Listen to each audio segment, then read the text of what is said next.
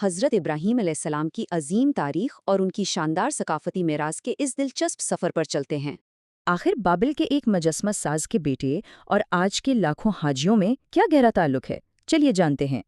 قصہ شروع ہوتا ہے قدیم بابل سے، جہاں ابراہیم علیہ السلام پیدا ہوئے اور وہاں لوگ پتھر کے بت پوجتے تھے۔ انہوں نے ان جھوٹے خداؤں پر سوال اٹھایا اور اللہ کا پیغام سن کر پوری طرح سر تسلیم خم کر لیا۔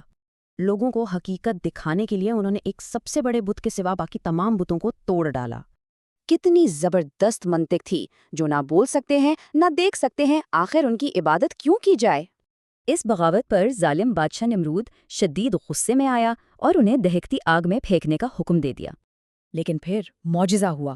وہ خوفناک آگ بالکل ٹھنڈی اور سلامتی والی بن گئی اور صرف ان کی زنجیریں ہی جلیں۔ اس امتحان کے بعد ایک طویل سفر شروع ہوا اور پھر اہلیہ ہاجرہ کے ہاں بیٹے اسماعیل کی پیدائش ہوئی۔ پھر ایک اور بڑی آزمائش آئی۔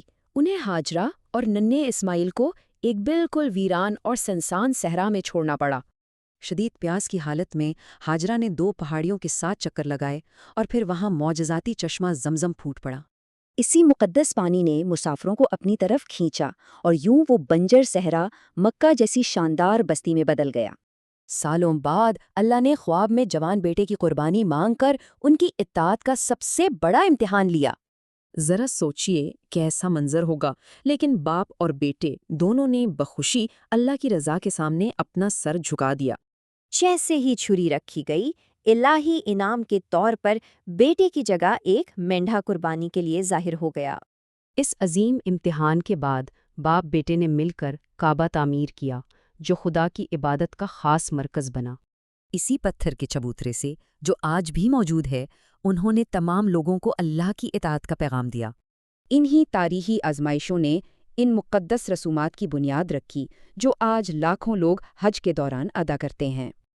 آج کی قربانی دراصل اسی واقعے کی یاد ہے جس کے ذریعے غریب خاندانوں میں گوشت اور خوشیاں بانٹی جاتی ہیں۔ تو سوچئے، کیا قربانی کی یہ عظیم اور قدیم میراث آج بھی ہمارے اندر سچی انسانی ہمدردی کو جگا سکتی ہے؟